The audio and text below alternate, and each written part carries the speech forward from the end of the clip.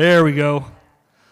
I'd like to welcome you all to the 2023 annual OTEC meeting. We have this every year to bring the membership together for voting purposes, for new delegates that are running, and just to get together and have a nice day of lunch and to learn more about your co-op. We appreciate every one of you that are out here today and were able to join us. And a beautiful sunny day, a little bit of rain, and it's just a great day to be here. So welcome. And we've got about 14 hours of information to give you. So sit back, enjoy, relax, have a cup of coffee and a cookie. We're going to have a great lunch here shortly. And but we have a lot of great things going on at the co-op, and we'd just like to say welcome to you all. Thanks for coming.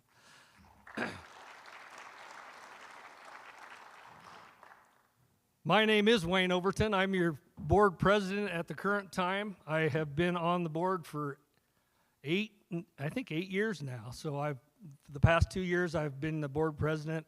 It's been an honor and a pleasure to serve, and I really enjoy being a part of that. We have a couple housekeeping things real quick. The emergency exits, we have them behind the screens here. There's emergency exits on the side. I used to be an airline pilot, so there's one in the back. 2 on the sides, and the restrooms are over here to our right. So just wanted to let you know that. I believe with that, I'm going to call the 2023 OTEC board meeting, annual meeting, call it to order. So at this time, I'd like to introduce you to Pastor Frank Humner, who's the pastor of the Somerville Baptist Church, and he's going to deliver our invocation. Pastor? Thank you very much, and I am honored to be here, and I'm also thankful that a public meeting like this still acknowledges God with a prayer of invocation. Let's pray. Our dear Heavenly Father, we come before you on behalf of this meeting and this utility. Lord, we do thank you for these that serve on the board and for these that are running for positions. Lord, we thank you for the beauty of your creation and all that you've put it within it for us to benefit from. Lord, we thank you for how you take care of us and you sustain us and you provide for us in your creation. And Lord, we thank you for those that harness the energy from your creation to help us to enjoy living life here on this earth. We also thank you for your love and your provision. And Lord, we pray for your wisdom in the board of directors and in the meetings that they have, and that you would give them direction and make good decisions on behalf of each of their members. We pray these things in Jesus' name. Amen. Thank you, Pastor. Appreciate that. We have our special guests from the college here today, this young lady, I think Hannah Johnson. Hannah, if you would come out and join us, she's going to be singing our national anthem.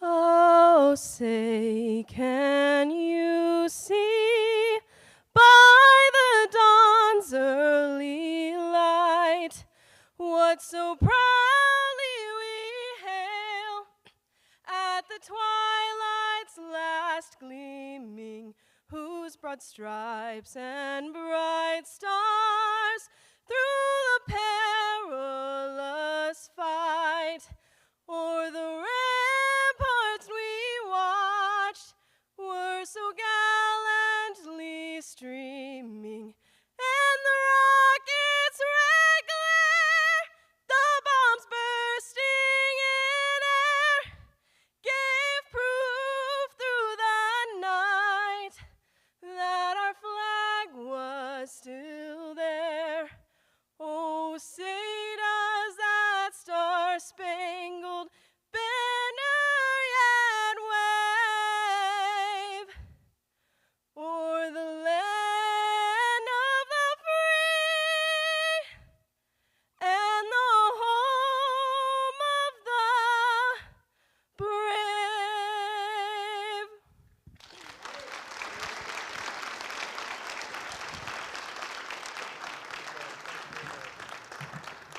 Thank you, Hannah. Great job. We sure appreciate that.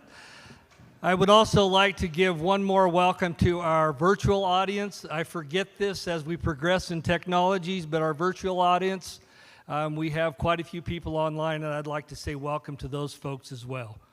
So at this time, we have some legal business. I'd like to introduce to you folks Mr. Ron Williams, our legal counsel for Oregon Trail Electric Co-op, and he has some orders of business he'd like to share with you.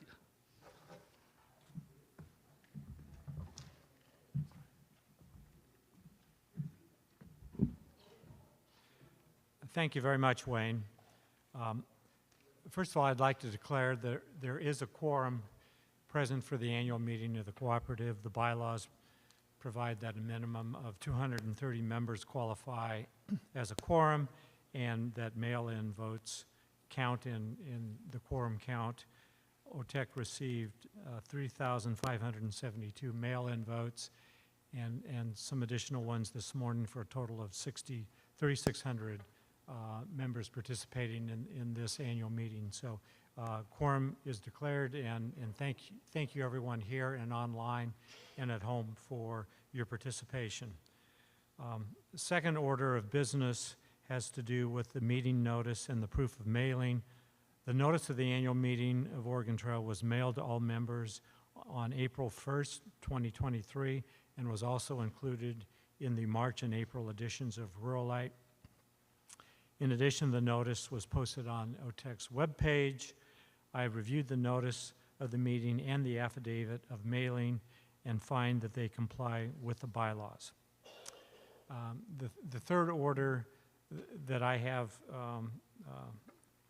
that I'm following is minutes from last year's meeting. The 2022 minutes from OTEC's membership meeting last year was reviewed and approved by a special committee of members and have been approved. A copy of those minutes can be found on the OTEC's webpage. Finally, I would announce that voting is now closed for the directors and for the bylaws change. And with that, Wayne, I would turn it back to you.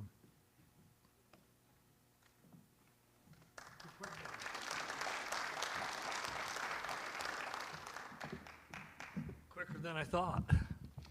Thanks, Ron. Appreciate that. At this time, I would like to do a special introduction for all the board members. Each and every board member is very important to a co-op like this. We all have different perspectives, different visions of what should be done at the co-op, and we all come at it at a different angle. And so we have a great board, and like I say, I'm proud to be a part of it. So representing position 9 down from Baker County, and I'm going to ask them to stand up and just wave, is Charlene Chase. Charlene is a retired educator, has been in the educational field her entire life, and brings a great perspective to our board. Position 8, Union County, David Baum. Is David still here? There's David. David's a retired attorney of 612 years. He studied law, and he's still with us and still going hard. So we appreciate what Dave has to give to our board. Corey Miller. What can I say about Corey? Corey's the newest member of the board representing Union County and has been a great addition to our board. He's hungry for the educational side of what we have to learn to keep this thing going, and he's a good young man. And I can say that because I'm an old man now. So, but Corey's been a great addition to our board. We appreciate what he does. Gary Miller from Grant County, Oregon. Gary's been a board member for going on 20 years, I think now, over 20 years.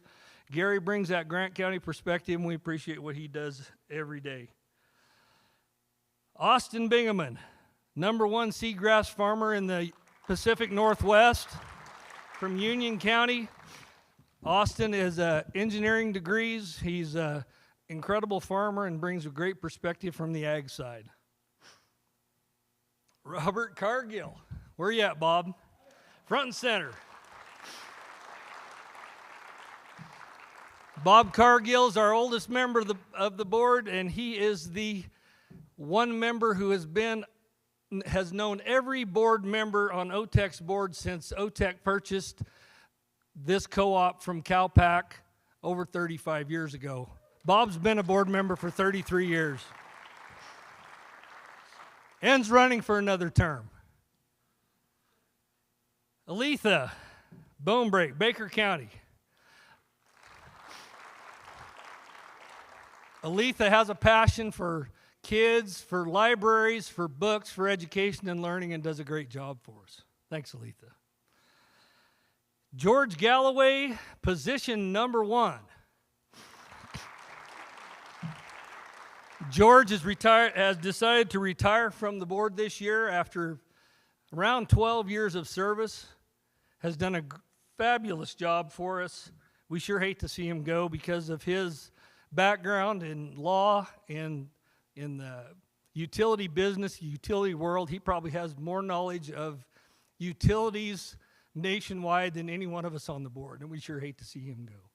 So George, thank you for your service. We appreciate everything you've done. We're going to have a new member today from Union County, but George, dadgummit, he's a good friend. Thank you.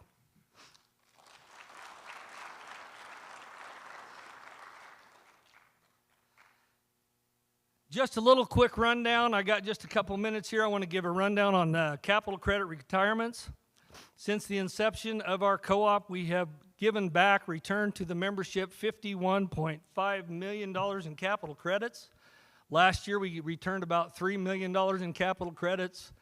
And it's just a way and a reminder of everyone in here to realize that you are member owners. You are part of this. You have ownership and stake in this co-op. It's a great thing to be a part of. This is a new slide we put up a few years ago, and what it shows you is over time since 1989, it shows the investments that have been made and the increase in our equity of our capital improvements over time. So you can see the white bars. Since the beginning, we had very little equity, and as time goes on to 2022, there's about $80 million in equity in this co-op. Very financially strong, and we appreciate all you guys. We have a few more things going to come up. Les is going to give a detailed description and overview of a lot of these items. We've had a lot of great projects this year. We've had the new solar project. He's going to speak to BPA Power. What an incredible source that we have for power in the Pacific Northwest. The #1 energy source that you can have anywhere in the world, hydropower. And we are recipients of that, and we're so thankful for that. At this time, I'd like to introduce our CEO, Mr. Les Penning, and he's going to give you a rundown and a slideshow, and he's the smart guy up here. He knows all the business. So, Les, we appreciate you.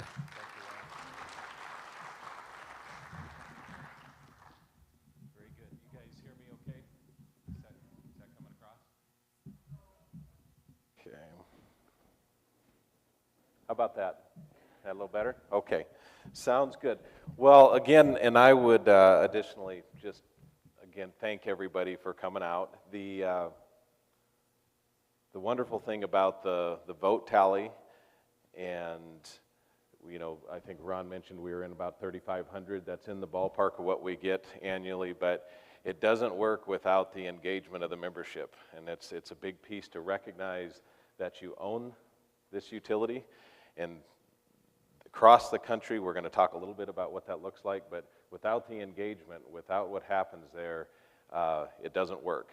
And, you know, we have over 20,000 actual members, so 3,500 votes. As much as we want to celebrate that, we still know that there's many thousand that are not voting, that are not participating, and so we got to be careful of letting that decline too much where a small minority might be governing over what the larger group is looking for. So it's so important to be out, and your additional engagement by showing up today. We know lots of people have things going on. There's lots of circumstances, but so much appreciate you being here and recognizing the importance of what it means to be a part of this cooperative.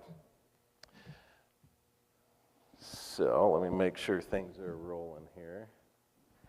So just to orientate you just a little bit on kind of the system, we try to go through this each year just so you recognize what it is that you own. So OTEC system covers about 3,000 miles of line that the crews are working on out there on every day, and the rest of the team that supports that function. About 56,000 people that are across our 4 counties that we're serving. 31,000 meters. You recognize from what your president was just discussing, 51.5 million capital credits retired since our inception in 1996. 136 million in total assets, and that equity of 57%, which is a really strong position of where the cooperative has found itself over that short period of time. And so pretty amazing. And we're going to spend a fair amount of time leaning in on our rate structure because I have to say the health and the state of the union, if you will, is really good. And especially with the circumstances that we're dealing with and that you've been seeing even within our communities, whether you're getting gas, whether you're buying groceries, you know, what you're seeing in other forms of energy costs are really skyrocketing. And we've been very fortunate. We have a great team working for you. Your board has been super focused on this from all the way through from the COVID, from the pandemic. There's just been lots of things happening to us, but we've been able to stay really stable through this, and we've held the rates steady for the last 4 years, and that's no small feat with what's going on around us. So with that, a few other just statistical things of just seeing, again, back to what you've invested in and what you own. So we've placed almost $200 million into the system since its inception. There was a lot of work when it was purchased from CalPAC that needed to be done. It was part of probably why the co-op was formed back then, and coming in and saying, we've got to do more. We've got to look at how to get reliability back into where it needs to be, get back to rate stabilization. And so this $200 million has taken this cooperative a long ways over that 35-year period. Very impressive. Annually, we put in about close to $6 million just in capital improvements every year. You can see that in 2023, we're pushing up into the $9 million range. Every so often when we have some of our major assets, so our power transformers and a couple of our stations, we have upgrades coming in on those into this cycle. So those are very large investments when we're changing out some big applications, the big transformers in our power stations. And so we have a couple of those upgrades that are coming in. I will have to say that our engineering team does a super job. I mean, they are squeezing the absolute life out of those assets, and that's no small feat either. Some of those transformers, they've been holding strong over 50 years of what they've maximized those resources. They stay on testing. They're on things, you know, on a regular basis in order to get the life out of those assets. And I can tell you right now, the ability even to get transformers, we're getting pushed out, you know, up to 4 years on certain applications of transformers just to get the product in. So even more so do we got to take great care of the assets that we have just by nature of the supply chain issues that are going on across the country.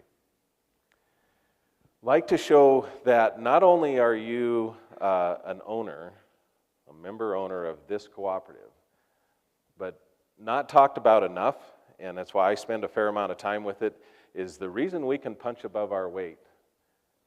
We have about 80 employees, but we would have a lot more, and we would not be able to accomplish near what we do if it wasn't for the shoulders of the giants that we are standing on from when the rural electric cooperatives were formed back in the 30s. And we got a few things we're going to share with you about what was happening at that time.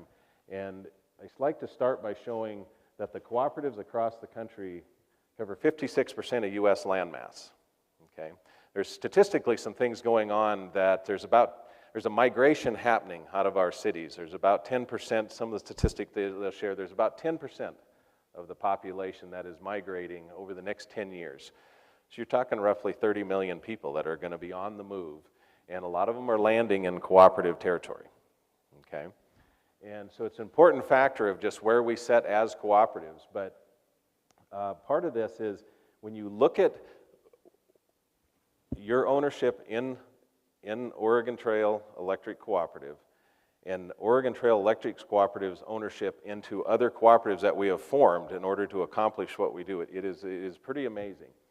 And the 42 million people served, 21 million homes and businesses across the country, that 1.5 billion is just capital credits coming back into the membership. Keep in mind that we're at cost of service and we're not for profit. So any profits that are made, those are what are flowing back outside of what it takes to run the operation. So you can see it's a pretty big footprint. And the reality of it is that footprint, you actually have a tremendous amount of control because you own those other entities.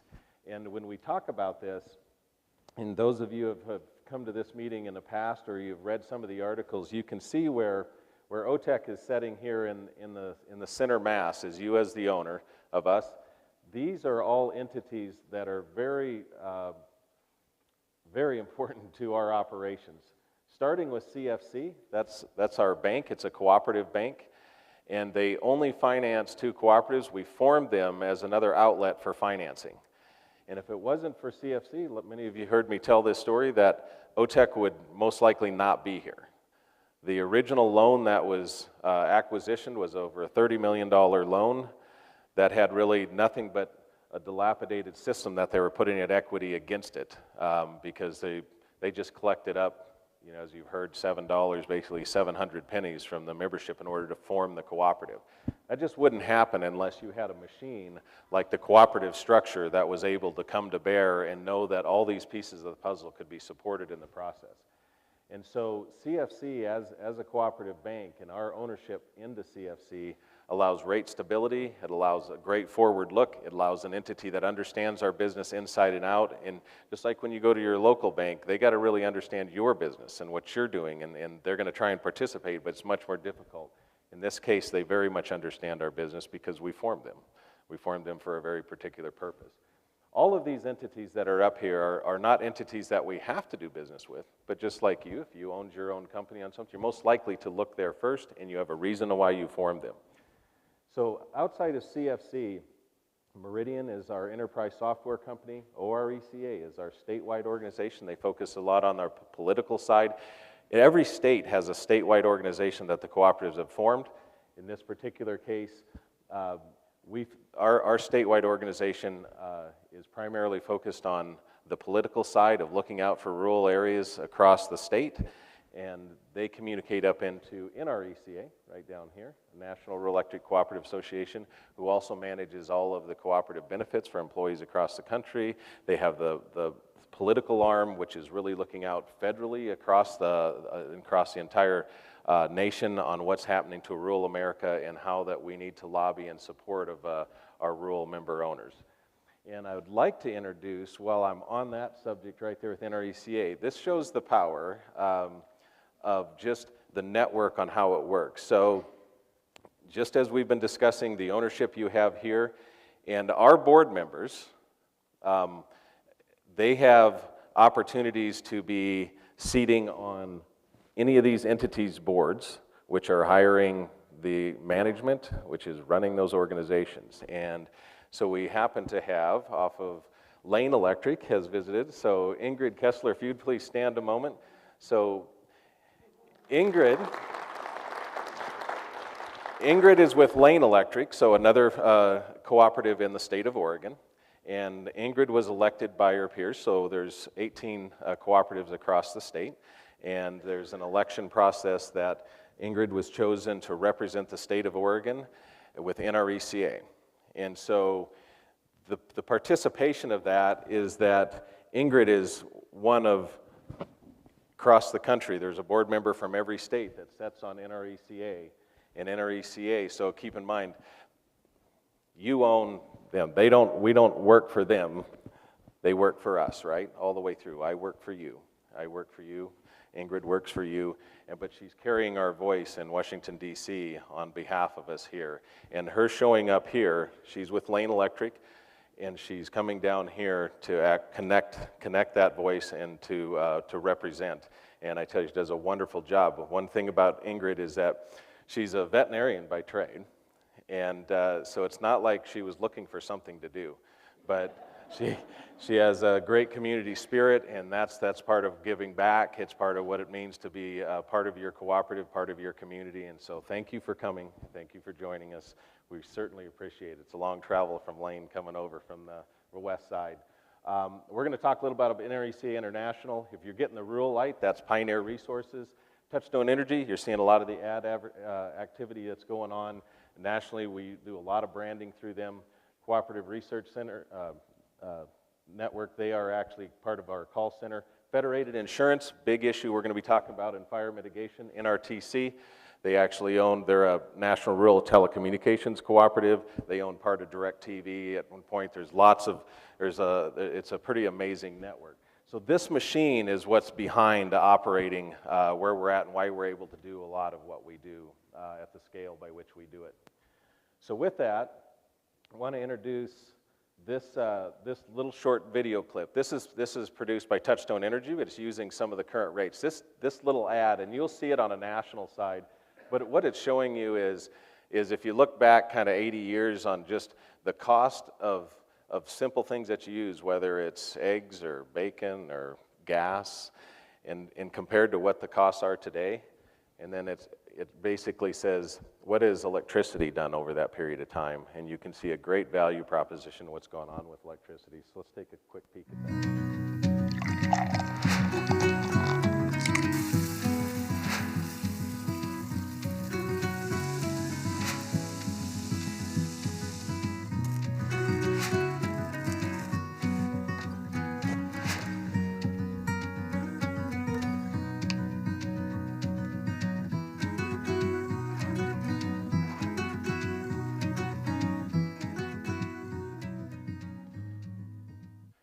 So pretty good value in what you see in the changes of just some of these products.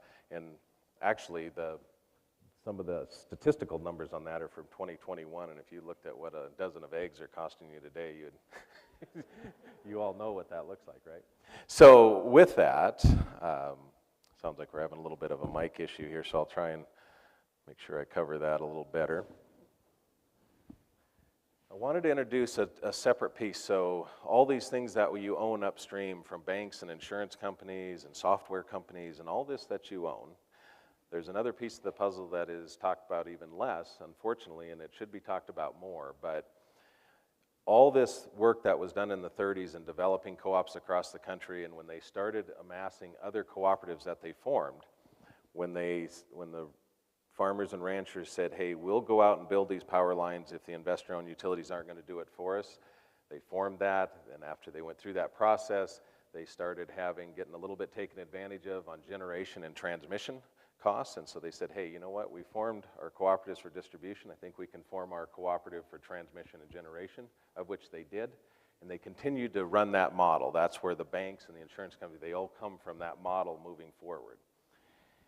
The international program basically happened where you run up to the end of that, and then they looked at actually what could be going on more globally as well. They pushed across the nation, and there was a reason for them to be looking more globally, and I want to share what that looks like in on an interesting video clip from President Kennedy in 1962 in a meeting in the Oval Office when they were actually doing the signing between USAID and NRECA. And it's going to demonstrate, back in 1962 when NRECA International was founded, since that time, they've served over 160 million people overseas that did not have power, 45 developing countries we've operated in, and over 300 electric cooperatives have been formed overseas, okay? And so, pretty big piece of the puzzle. I wanted to point out that we're going to demonstrate, we're going to show you some work that we were participating in as a state of Oregon just recently. And I wanted to point out that ORECA, our statewide organization, formed Oregon Empowers. Right below that, that is a foundation that they formed in order to exercise the charitable work that we're doing overseas. And all of it is under the umbrella of NRECA International, which is directly linked to NRECA and the work that they do. So Ingrid's super close to this piece as well. So I'm going to let you make sure you can hear this okay. And again, this is President Kennedy, who specifically asked for this to be in the Oval Office for the signing between NRECA and USAID.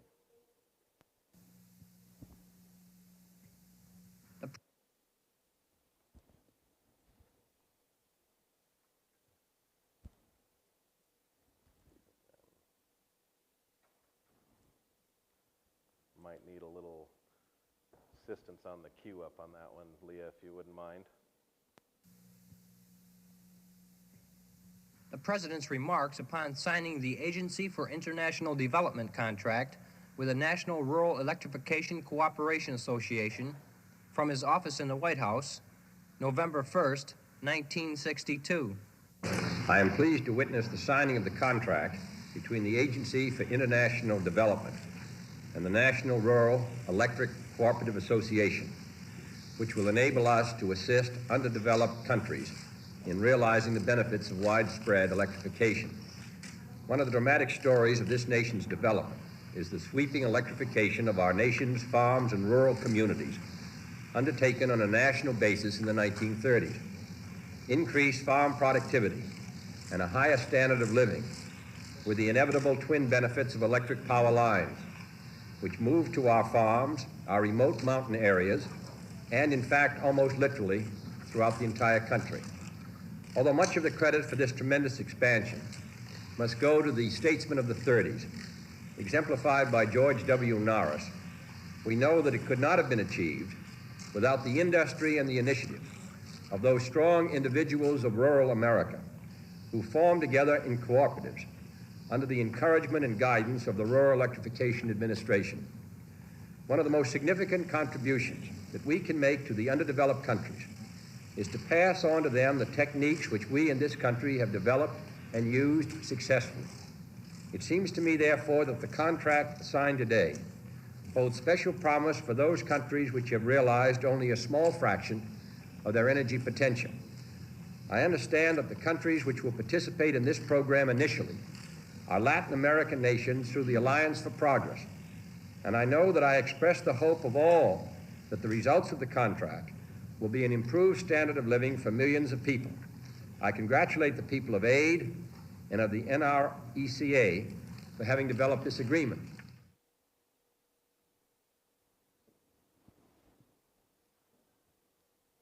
Pretty amazing, 1962. So if President Kennedy at that time could imagine that the inception of that 60 years later, there's been 160 million people brought power based off of that program, and all of the work that goes into the line building and all that side, all of that is volunteer work.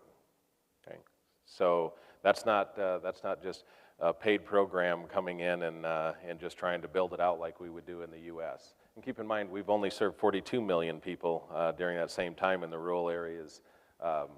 Since in 1930, shouldn't say same time, since 1930. So pretty amazing. The project that Oregon Powers took on, it's the first time the state of Oregon has taken on a project on its own. Many states have taken this on in different places. We were actually following up in Guatemala behind the state of Florida, and Oklahoma and Colorado partnered up to do a project, and it was the first international project since COVID. Everything was shut down for about 2.5 years. So the work that our crews went over and did, you can be proud. We had 3 folks that went over, and we actually had the team lead. I was just going to see if Charlie, are you in the room? Charlie Tracy in the back, our director of engineering. Perfect. And is Jeff here? Is Jeff Pillow here? Jeff, you want to stand up a minute? So Charlie led the project overall and was coordinating on the engineering side along with NRECA International, this project. And Jeff is our actual superintendent for Oregon Trail. So he's based out of La Grande here, but has oversight over all of the crew's direct operation control as the superintendent. And Jeff's also a lineman. So unique piece for Jeff is when he got over there, he's actually to get in the hooks and do lineman work as well. But he wound up in a little more of a leadership role, and I'll make mention of that here in a second. So this project was in the Department of Jalapa in Guatemala.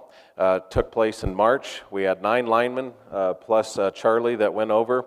We ran about 2.8 miles of primary line and about 1.8 miles of secondary, 7 transformers, 42 poles. Connected about 30 homes, but also Charlie did a bunch of work inside, as well as some of the crews come in after they completed the overhead work. And obviously this isn't work we do here in the U.S., but they went in and they outfitted each home with 4 lights, 2 switches, and 2 outlets. And if just so you know, Those homes, many of them are dirt floors.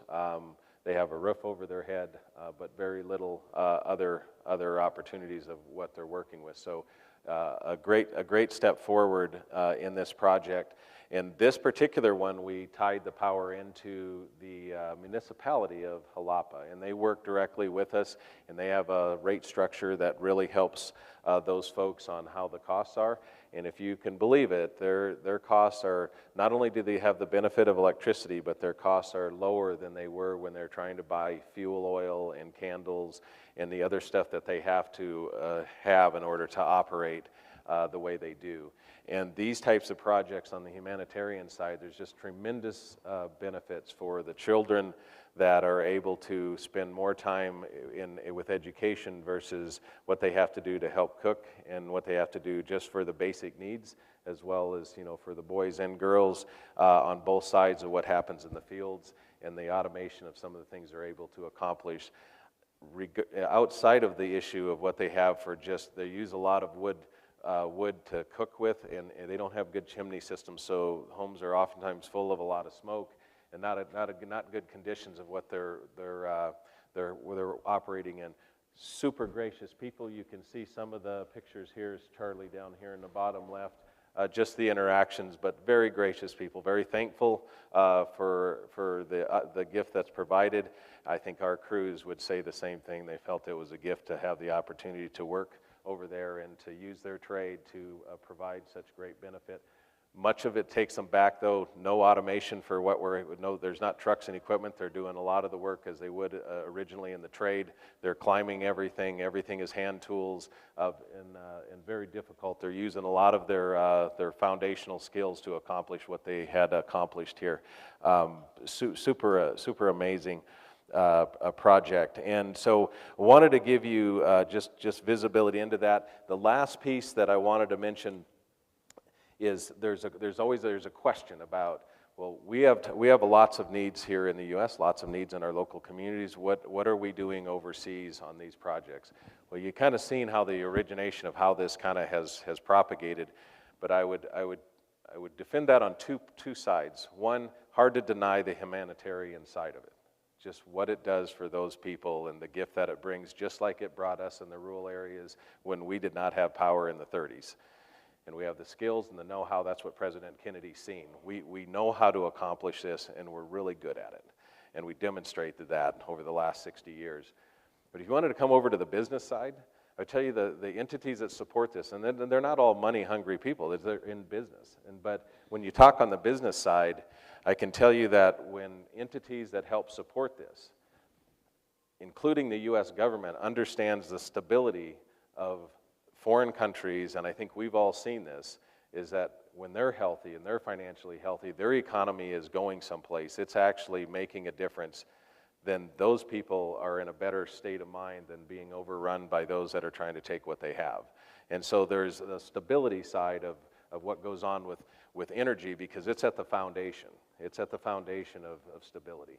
And so you have that piece. And if you're talking about the business side, I guarantee you when you're talking to entities that have helped support financially these projects, they recognize that they are global entities. And when you're building lines and you're doing this work overseas, they have a great interest in supporting that because it's part of their economic engine as well. And that gives us leverage, and that's why I try to share this whole slide. That's why when we talk about the size of utility, you can say, well, it's just OTEC. We're just this small cooperative. We're not. We're part of the largest utility in the U.S., and we have great strength and great power if we exercise it as you are doing today, So wonderful project. You'll see more on this kind of as it unfolds. Happy to answer questions as we move. And I wanted to thank again Charlie and Jeff. Thank you for your volunteer work. Thank you for everything that you've done as a big project. It took over there a couple weeks, and it's just a wonderful piece. Last piece I want to say is you had a local member, and this is unique. It hadn't been done before either within our ECA on the international from any other state. We had a local member, Sorbonauts Coffee. I know Corey's here, works with Sorbonauts directly. Corey, thanks for joining us. But and the owners, a couple of the owners, Phil and Andrea, went over with us on this project. Now, they source coffee out of Guatemala and other countries as well, but they took great interest in this project and what they could do is support-wise and from a volunteer side. They actually donated to every one of those homes a hot plate that could start the process of using that power, where they have a little electric hot plate that can plug in, saves them a bunch. They purchased one for every home. They purchased a water filtration system for every home as well. They purchased swing sets for the schools that were there. We had 2 schools that were on the peripheral that all those kids, there were 60 kids in these homes that we brought power to that went to these schools that were right on the peripheral. And they made a great investment through their cooperative into those homes, and I think that's a sign and a recognition of our membership, our member owners, where their hearts are at, and it's just like what we do with our local communities. And so, Corey, and on behalf, I know you're here not representing both a member, but also I know you're with Sorbonauts, and so I wanted to just thank them publicly, because it was an amazing gift that they had. And on the flip side of that, NRECA International had arranged additional meetings for them over there, because they have great reach in the sense of looking at how economically they could potentially source more directly with some of the growers there, and which would be another economic benefit if that comes to fruition. But so lots of things in motion on that piece, but a wonderful project. So thanks for giving me a little time on that piece. This here is just showing when they first turn on the lights, and that's a unique thing. You didn't, crews didn't get to see that in the U.S. back to the 1930s, so our crews that help support this and be part of that, it's an amazing thing the first time somebody gets electricity. It's amazing that it's, in the generation we're living in, that we still have 800 million people without power. So we're working on it. Ready? Yep.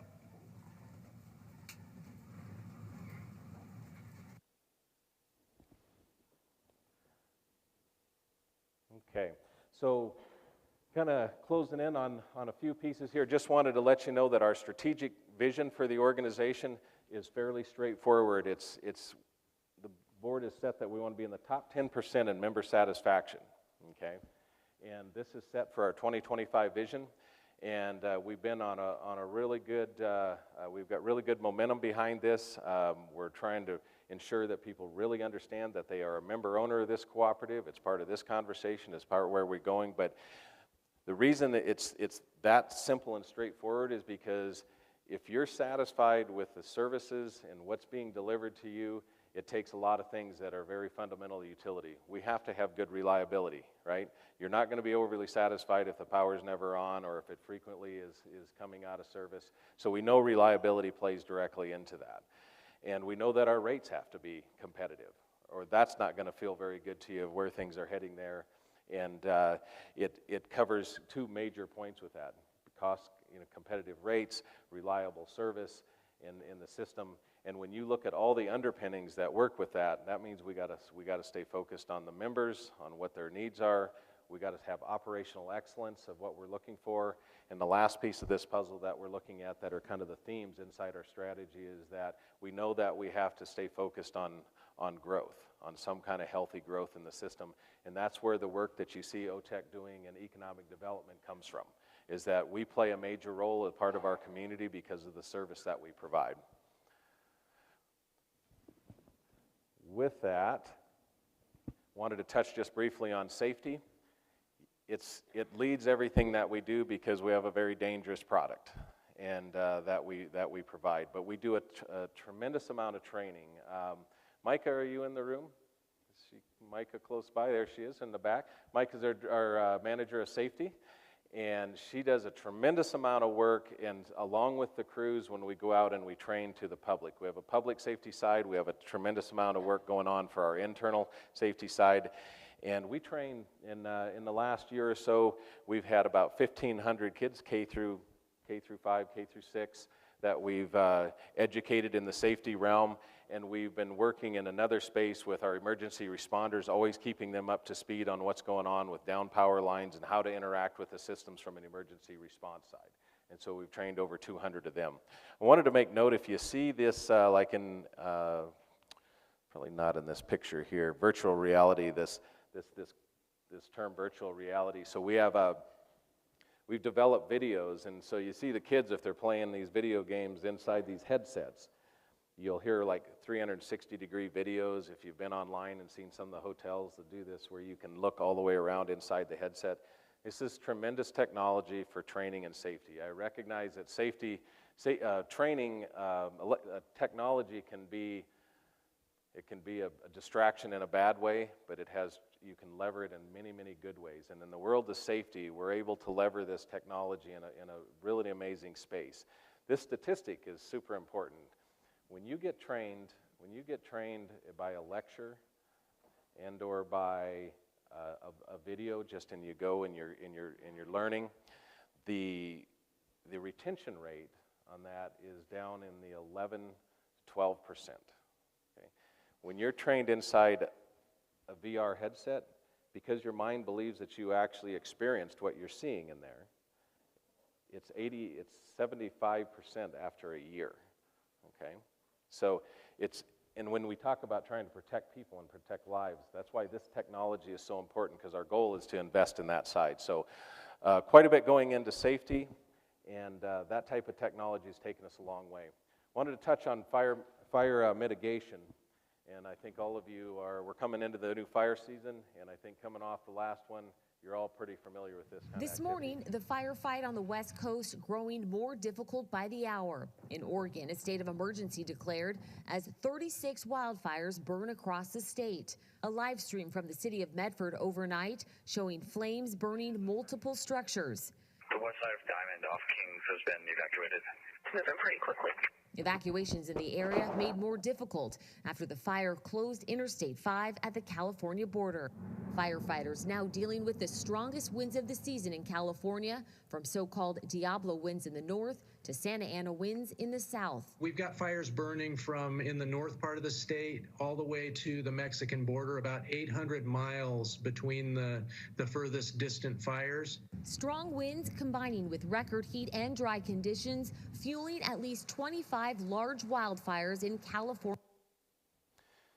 So we certainly don't want to be seeing any of that across our forests any more than we have to, right? And so we know the risk, we know the danger, and there's OTEC has had to deploy, although for years we've always paid attention to fire risk. It's just that the increase in liability and risk is, and then just in the sense of how dry and what we're dealing with the environment, it's just a tinderbox, and it's going to be that way probably for kind of moving forward. So we have to pay extra close attention, and we go through very special provisions in order to work on that. Some of this is just shown over the last in 2022. We converted about 6 miles of really high-risk areas to underground. Super expensive when we do that into the Forest Service areas of what we have to do, but these are some of the things that we're trying to dial down risk as much as we can. Operations crews are dialing up inspections, over 1,300 facility inspections in the high-risk fire areas that are special just to looking at the fire risk danger areas. We moved into another area where we're trying to get more localized intel into what's happening with the weather conditions on those critical circuits. We've deployed 42 specific weather stations and other technologies on those circuits that are helping us get real-time visibility into what's happening on that as we prepare for a potential public safety power shutoff, is what they refer to that as, and what we may have to do if certain conditions are met where we may have to be shutting power down.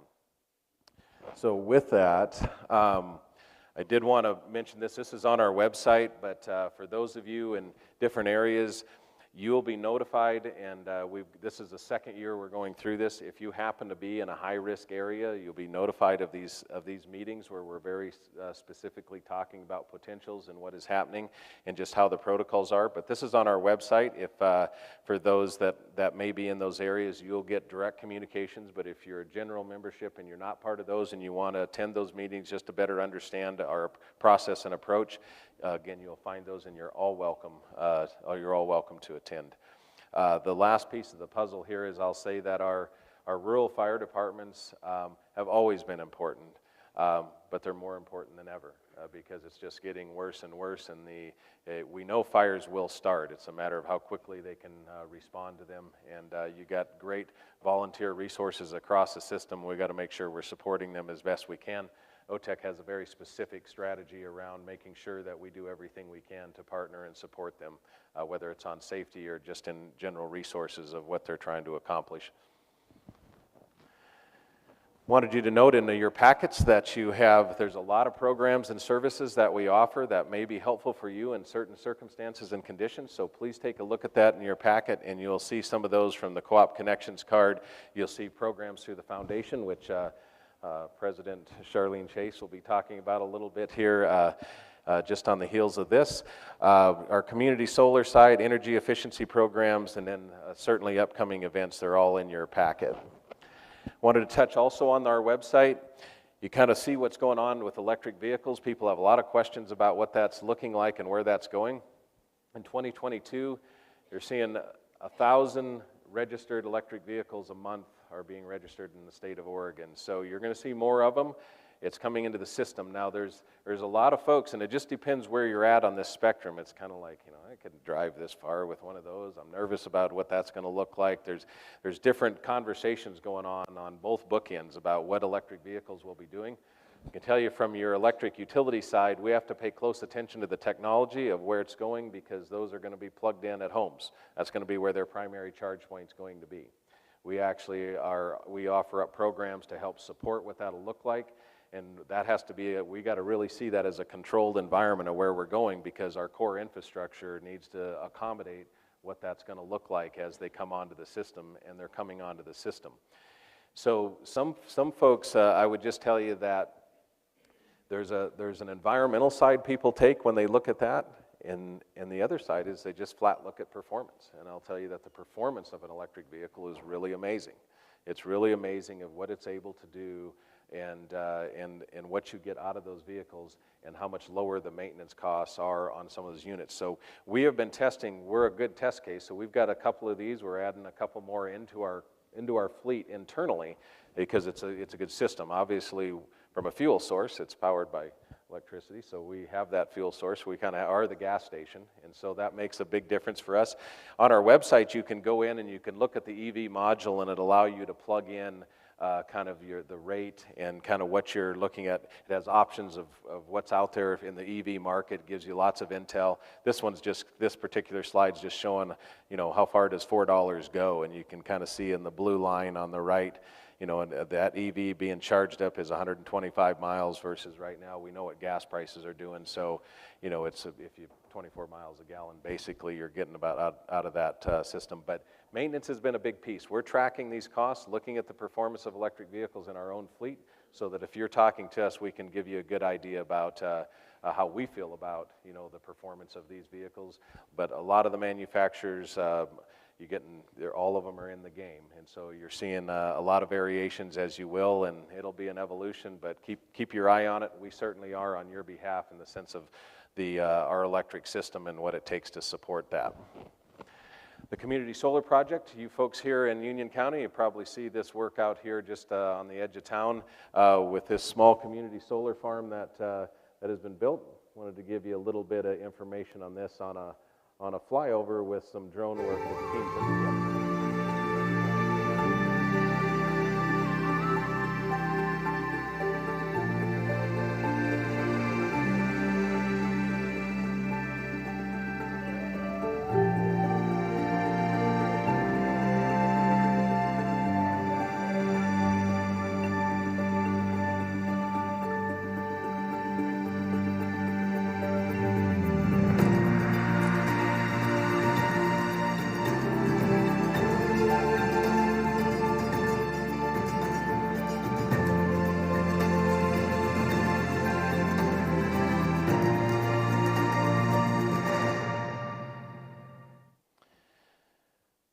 So this particular project, I would tell you that your hydropower is so competitive that even though you can get more competitive the larger solar projects you build, but keep in mind that when we're operating in the solar space, it has a fit inside the energy mix of what is going on. You're certainly seeing that in some of the developments. But we also always have to keep in mind that when we're talking about solar or talking about wind, we're talking about an intermittent resource is what we call it, because its efficiency is much lower because, as you know, if the sun's not shining or the wind's not blowing, that resource isn't operating, okay? And so, but when it is, it's a clean resource that has, there's no fuel costs. That's what we love about hydro, is that fuel cost isn't there, and that's what's keeping our rates really in check right now, is as natural gas or coal and other core source resources are moving up, that's the fuel supply feeding the generator. In this case, there is no fuel cost, so it's a great place to be, but we always got to pay attention to that it's an intermittent resource. The hydro system works very well with this type of a resource in order to ensure, the ability to have capacity, and when you need to flip that switch, that you have something to flip it on with. So this size of project is also based on, it's the largest we could build anyway under our BPA contract. So there's a containment mechanism in there on how much we can build of our own generation source. Real quick, just so you understand kind of where the revenue that comes in from, you can see why we pay a lot of attention to the residential side. So the 54% of our revenue comes in from the residential sector. So we pay really close attention to what those rates look like. We're always operating, we got our financial team here. I know Heidi and Michelle and Austin are probably all in the room here.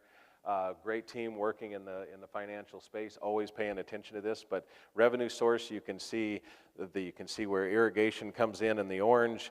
You got the big chunk of residential at 54%, and then when you see up in the upper right-hand corner with our commercial side brings in a big chunk at 26%. So kind of where your revenue is being driven from,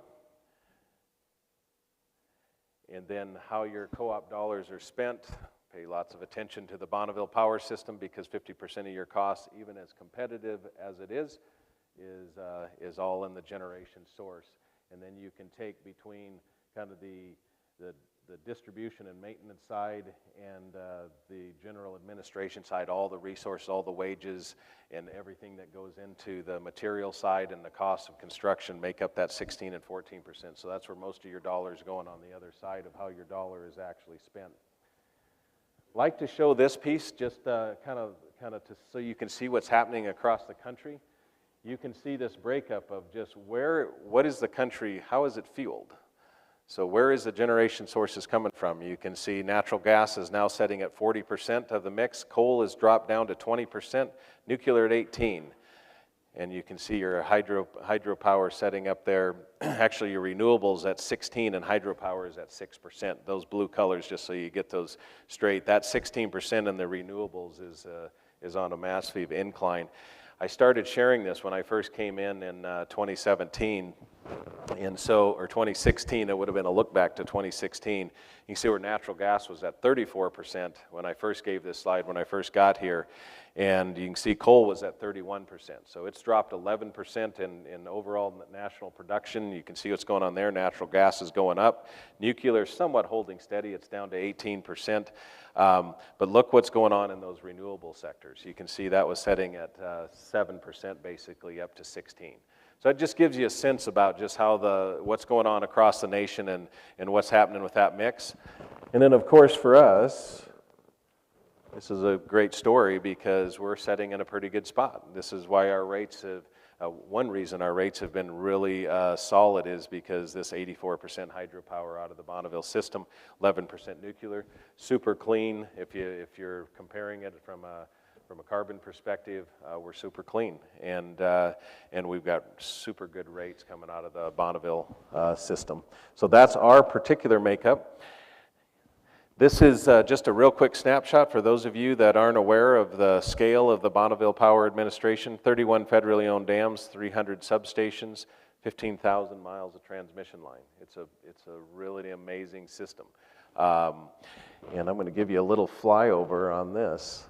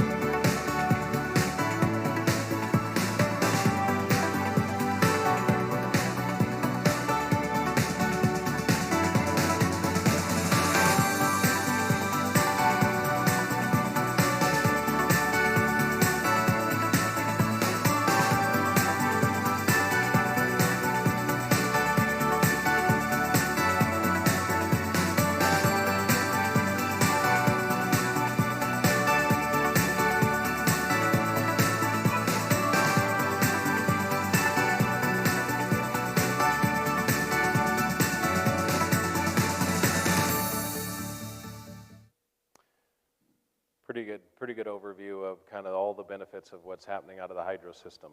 It's a powerful resource. I spent, prior to coming to OTEC, I spent 20 years in Wyoming, so I came out of the heart of the coal system. So we had 13 of the largest coal mines in the world there, and 46% of the U.S. coal fleet was powered out of where I came from coal mines in that area. We also had a lot of natural gas, oil, wind. We were very rich in resources, but when I came out here, I was shocked at the initial conversation. Of course, I've been fully educated on the circumstances, but to see that there was a heavy conversation about breaching the dams and removal of the dams. And so when you hear the breaching of the dams, that's removal of the dams. And there's another conversation, just like there is in many areas, about protecting the salmon. And wanted you to be aware, and just like this video shows, that it's not, nobody looks at these things at all costs. We have to look at the natural resources, have to be paying attention to what's going on with the salmon as well as what's going on with that resource. And so when it talks about the investment at that side, know that there's over $600 million a year spent in fish mitigation in the Bonneville system, $600 million annually that goes into fish mitigation. So there's a lot of attention being paid on the salmon side, as well as trying to protect the hydro resources that are here, because frankly, I would say it this way, there is lots of new technologies that are being looked at and what we may be able to use in the power portfolio. I've shared with you just what the U.S. is currently using for generation. That's just been over the last 6 years, but there's not a silver bullet that is just waiting in the wings, but we have to pay attention to all of them in order to stay in front of what regulations will be and how the world will turn and what will be the next chapter that we face. But I'll tell you that right now that we've taken a lot of slack out of the rope. And so all of the baseload generation, that slack is being taken up. And so as we press into the next wave, there's not a good resource that's coming right behind. If you were to remove, you hear a lot about removal of the lower Snake River dams, that's 3,000 megawatts of power. And that would take like 15,000 megawatts of renewables to try and come in behind that in order to even pretend to backstop that piece. There's other resources, there's modular nuclear, there's lots of other things that are being looked at. We got to pay attention to all of them, as well as we got to pay attention to the environmental side of all of it as well. And our membership is made up of everything from people with concern on this side on the fish to people concerned on this side with dam breaching, people concerned about nuclear on this side, people that want. We have it all in our membership, and we have to pay attention. And our job is to ensure we educate and we make sure that people know the science, the facts that we have behind that, and they will be able to make their decisions as they go. But right now, tremendous resource that is powering our system, and a clean renewable resource. Last slide I'll share with you is that haven't had a rate increase since 2019. I mentioned in the opening slide that the board has spent tremendous amount of time, as well as the staff, staying focused in this area. It's an ongoing focus to try and keep rates stabilized and where they're at. OTEC right now, this 10.06 cents a kilowatt hour, that's a loaded rate that includes the facility charge and the kilowatt hour charge together, so that you can see what this looks like. Average in the country, 13.6 cents. 10 cents a kilowatt hour basically at OTEC. We're in the lowest of the country, probably in the lowest 10% in the entire U.S. as far as rate structure goes. We're super fortunate. You've probably been seeing and reading about every other paper that comes out with rate hikes in every sector, and not just in utilities, but I mean, not just in groceries and gas and other supply, but across the spectrum, but definitely in the utility space. So very fortunate to have the resource. I thank you all for your time. Thanks for coming. I'm going to turn it back over to the president, so I appreciate you being here.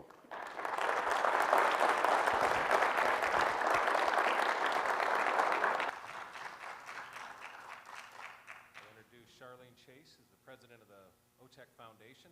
This is a new pathway we're heading down, and Charlene's going to share many of the great benefits of this new venture. Thank you, Charlene. Thank you. Hi, welcome. Can you hear me? Yes? Okay, good.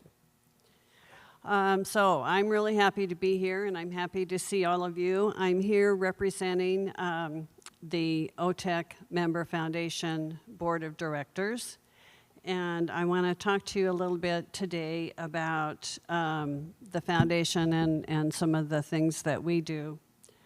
We were founded in 2021, and we act as the charitable arm of OTEC.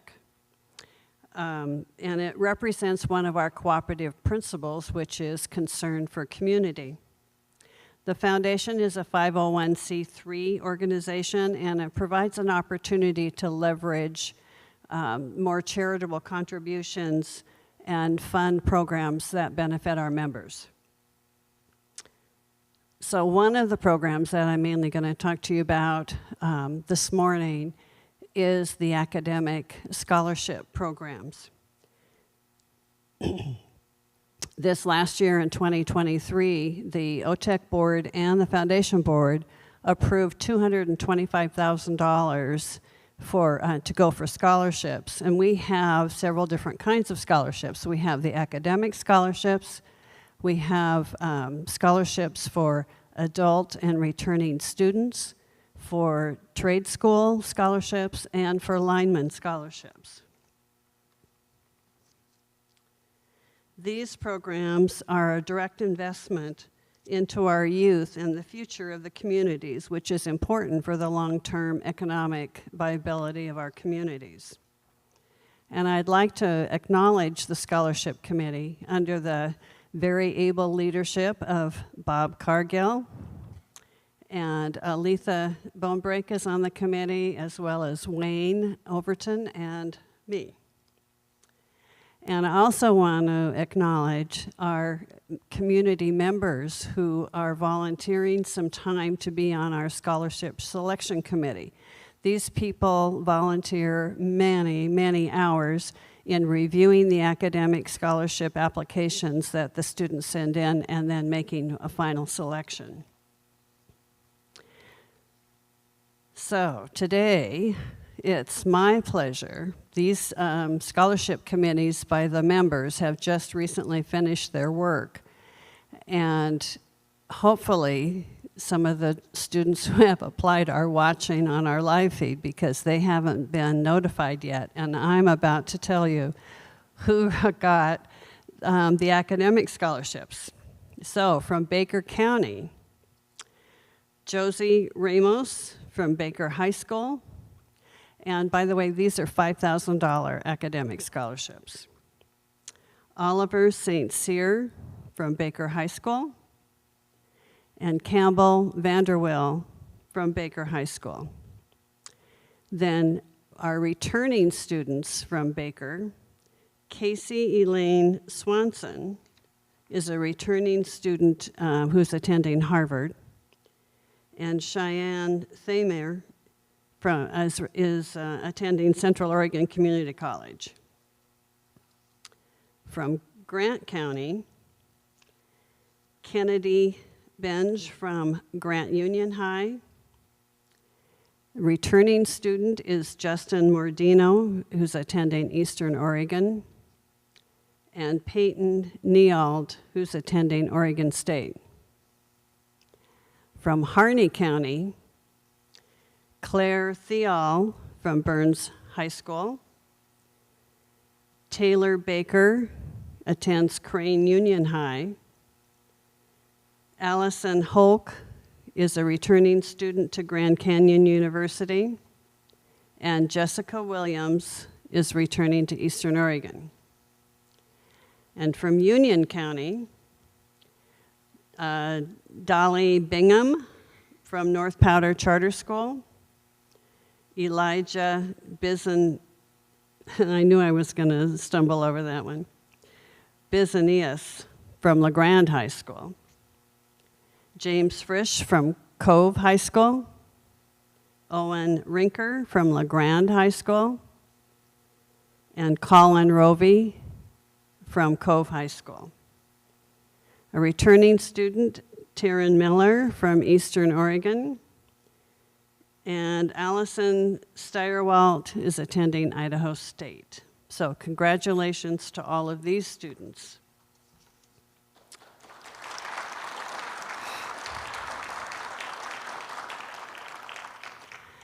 And I also wanted to announce, and these students have been notified, we have partnered with Eastern Oregon University, and we present a rural scholarship that includes 4 years of tuition and fees fully paid to these students. And part of their obligation is that they do a internship during the summer at OTEC, which then gives back to the community. So these students are top of their class and are exemplary leaders. So congratulations to Garrett Johnson from Burns High School, Hunter Kemper from Burns High School, Laken McKay from Prairie City High, and Tristan Tritt from Baker High School.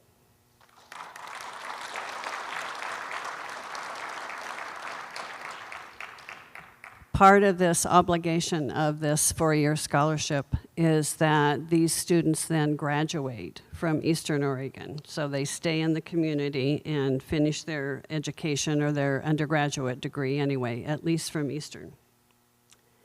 So in another special program that we like to call our scholarship program for our youngest students is our Dolly Parton Imagination Library. This program provides free books once a month for children from birth to age 5. And we serve all of the families in our service territory. So this program was launched in 2019 by OTEC with a partnership with Rippey Family Foundation. OTEC was the first co-op in the country to provide this program for their members.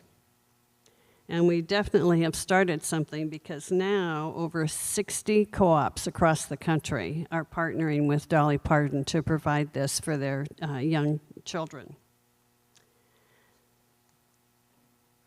Everybody knows that the importance of early literacy for the future of these children is so important. So I'd like you to watch this video from Dolly. She prepared this video for a national convention a year ago. Now, I was thrilled to learn that my team is partnering with Touchstone Energy Cooperatives. After all, we do have a lot in common. The cooperative way is all about making a difference and giving power to our communities, just the same as my Imagination Library. Many of your local electric co-ops are already helping provide the Imagination Library to your children and families, and I am so grateful for you adopting our program. Community partners like you are the real heroes, and we could not get a book to almost 2 million children each month without you. Now, growing up in a very rural area myself, I'm especially grateful for all you do for our people and our communities. I'm so proud of our work so far, but we have a lot more ahead. Now, I invite each of you to join us in this great partnership to put the power of reading in the hearts and hands of children in your communities. I can't wait to see what we do together. So thus far, our program has mailed more than 80,000 books to over 4,400 children in our service territory.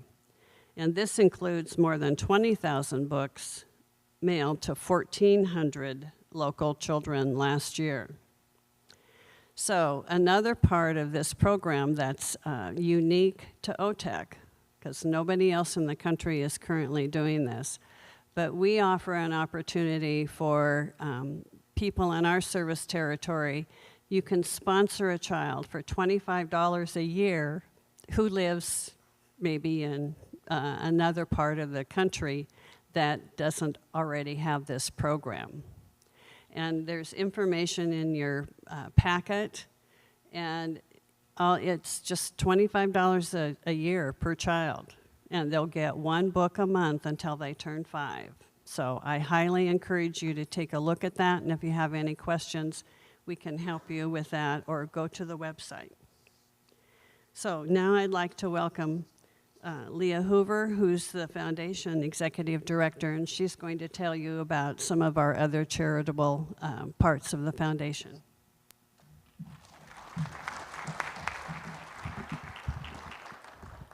Last year I needed a stool, so it's nice just having to adjust my mic. Thanks for that, Charlene, and I want to say thank you to the entire foundation board. They're all volunteers, and without them, there's no way that these programs would be able to grow, which is what I'm up here to really talk about. I also want to say congratulations to all the scholarship recipients. As Charlene mentioned,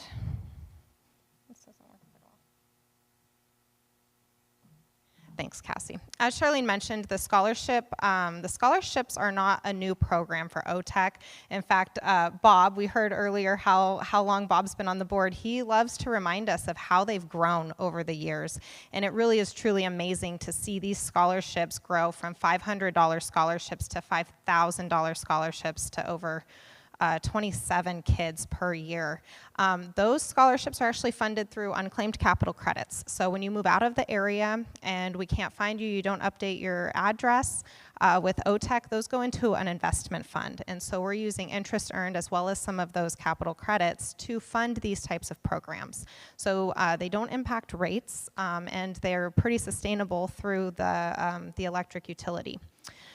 So Charlene talked a lot about the mission, about really why the foundation was founded. Along with the board being a volunteer, the staff that puts together these programs is already built into what we do for the utility. And so there's no additional costs, meaning that when we bring money in to the foundation, it is 100% going back into the communities. And so that truly is core to our vision.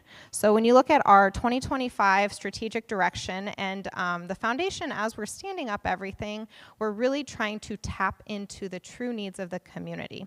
We know we want to fund youth programs. We know that there's a lot of needs in the community, but where can we have the largest impact? So just know the foundation board is real time working through that. So I may be up here next year talking about a new program to really help the local communities. But our vision is to maximize current giving and programs by leveraging at least $300,000 of outside funds towards local charitable needs while establishing brand and charitable recognition in Northeast Oregon. And that $300,000 is not from OTEC funds. That is coming from a lot of different areas. And if Cassie, you go to the next slide, you can see at the bottom, I'm going to start bottom and then work my way up. And I'm going to be quick because one of the worst places to be on an agenda is right before lunch. So we're wrapping up here quick. But those $300,000 that come into the foundation is going to look like tax-deductible donations, those $25 donations that Charlene was just talking about, or a larger donation if you're interested in really funding a specific program. It's going to look like grants. It's going to look like matching funds, much like what EOU is doing with us in the OTEC EOU Rural Scholarship Fund. Every single year, that is a matching fund that is coming into the foundation. I'll share with you too, the foundation board really set the bar high with the $300,000 goal. Last year we had a $100,000 goal and we met it. So we're really shooting for the stars now.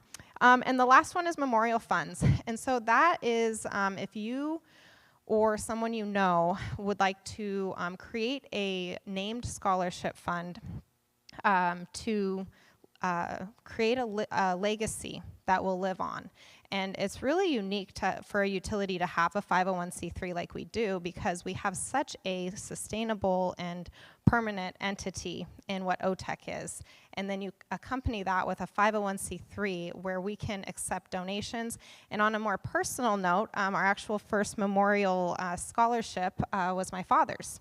He passed away a few months ago, and my mother decided to do a named trade school scholarship in memory of my father passing. And so at the end of an obituary, when you see please in lieu of flowers, make this donation, instead of it going to the American Cancer Society where you're mailing it to New York City or DC or wherever those checks go, it's staying local, it's staying in a community, it's gonna help a child right here at home. So keep that in mind as you're thinking through different ways and different areas that you'd like to support your community, that the 501c3 through OTEC, the OTEC Member Foundation, is an absolute opportunity for that. We, up above, you'll see we're holding one of those big cardboard checks. That was to a rural fire department, and we have made 3 of those donations to rural fire departments. We have 1 left to go, and then we'll be looking for another cause for what we call the member-to-member fund. And so that is a bill roundup fund. So much like at a grocery store, when someone says, hey, would you like to round up to the nearest dollar? You can do that on your utility bill. And so you can actually every single month round up your utility bill. So if you're quick math, you know, it's not going to be more than $12 a year, but it builds quickly. And so to accompany our focus on wildfire mitigation, the foundation board had decided to put those member-to-member funds directly back into rural fire departments to make sure that they have the equipment and the tools and the training that they need to really help support the community.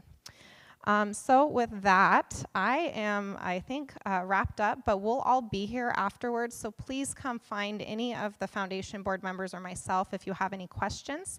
And I would like to welcome Wayne Overton back up.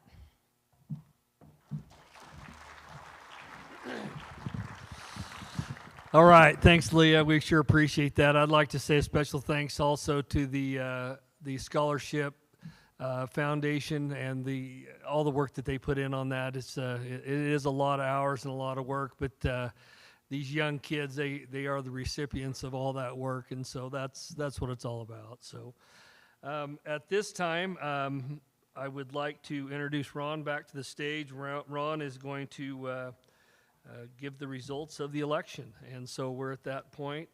I'm not sure if all the new people that ran are here or not, but I'll let Ron take this and run with it. Thanks, Ron.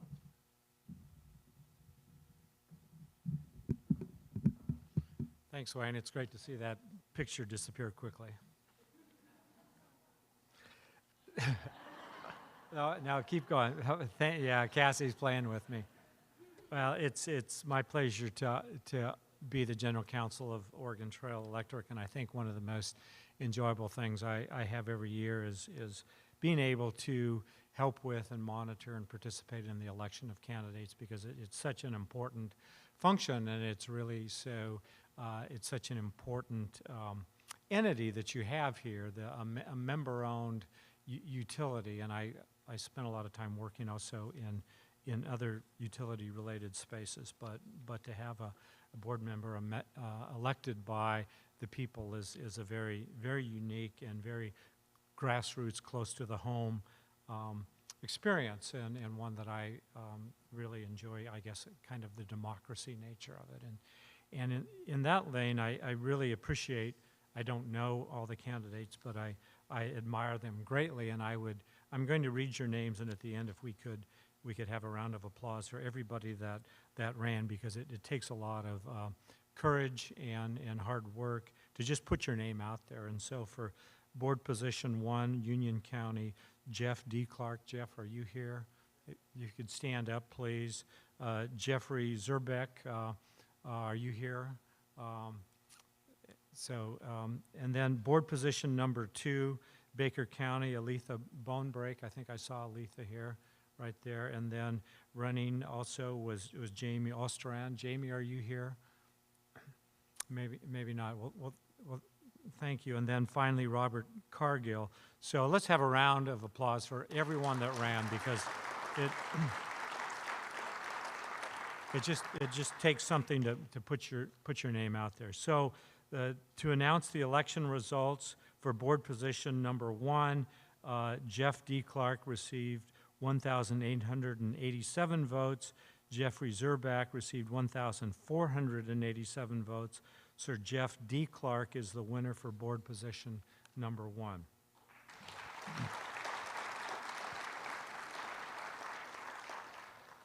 And I guess either way, you'd say, welcome to the board, Jeff.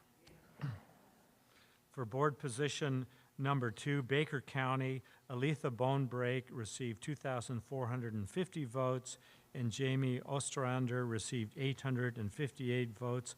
Aletha Bonebrake is declared the winner.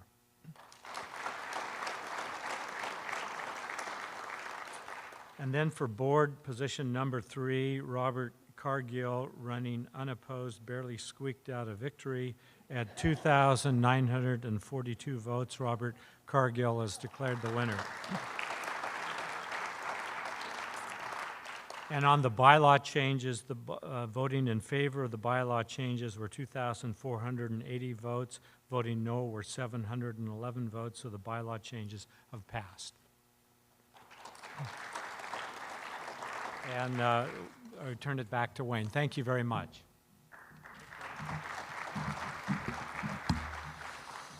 Thank you, Ron. Jeff, welcome to the board. You have big shoes to fill, my friend. Poor old George. Dadgummit, George. I'm still mad at him about this whole deal, but we'll get through it. We'll get over it and get past it. We appreciate the other 2 folks that ran. Jeffrey Zerbrick, we appreciate him running, and Jamie from down there in Baker County. Thank you very much for doing that. At this time, I'd like to also just give an acknowledgement for the 2 committees, the nominating committees and also the election committees. There's a lot of work that goes in on that side of the equation as well. It's all volunteer once again, Baker, Harney, and Union County. We have a great bunch of folks on the nominating committees and also on the election committees. It's a lot of work. It takes time and effort to get through all that stuff, so we sure appreciate that. At this point, I guess I would ask for any unfinished or new business. Is there anything that I've missed? If there is, it's too late. We're going to move on because lunch is waiting. This year we've added something new. We've got the district meetings coming up. This is a little new program we have for all the folks in the outlying areas that can't get to the annual meeting. So in June we're going to have a little meeting down there in Grant County. October we'll be in Burns, and then back in Baker County in October, later part of October there. And that's just going to be a little meeting to get everybody together, kind of a later in the evening type deal with some hors d'oeuvres and get people together, and they can voice their concerns about any problems that are coming up, or just kind of get together and keep people engaged. So if you're from those areas, please do come and attend those. Shoot, I guess we're down to the prizes already. What time is it? We got a time check? 11:45. We're dead on. We're dead on time. Imagine that. Okay, I have the prizes. Here we go. Okay, let's see. For the attendance mail-in ballot, there's one prize, and we're awarding a $500 gift certificate? Energy gift certificate, okay. And the winner of that one was the mail-in Kenneth Zettel of Elgin, Oregon. And you don't have to be present to win it. So Kenneth, are you here?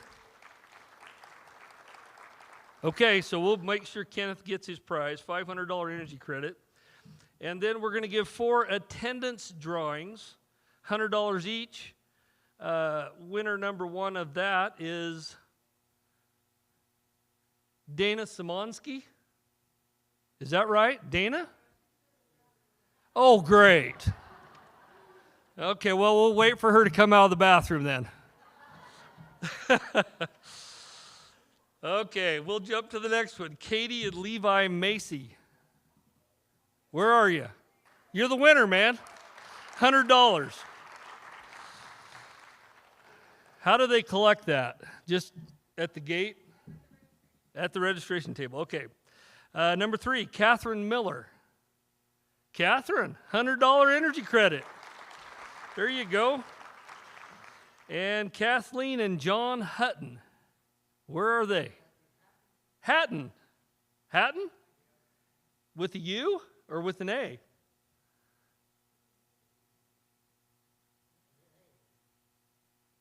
Well, then somebody misspelled my note here. Kathleen and John Hatton. That's you. Congratulations. There you go. Am I missing anything, Cassie, Leah? Oh, yes, the centerpieces. And what kind of flowers did you tell me those were? Orchids. Hey, I've never raised an orchid. Did you know that, Austin?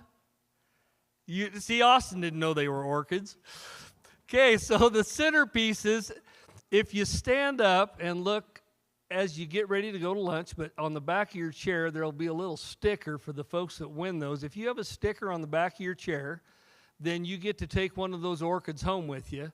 And don't be stealing all the empty chairs and running around taking the orchids. You got to do the right deal here now, Dad Burnett. So, what else? Is that it? So, one more order of business. Don't let me lose you yet here. I have been ordered to say, this is very specific. When your server comes to your table, you have to specifically tell them whether you want what? Gluten or dairy-free. I can't imagine such a thing, but I guess that's what I'm supposed to tell you. So we're going to adjourn for lunch. The folks are going to be serving you. They're going to come right on in here pretty quick. You can just kind of stay where you're at. And I believe with that, the meeting of 2023 is adjourned. Thank you very much.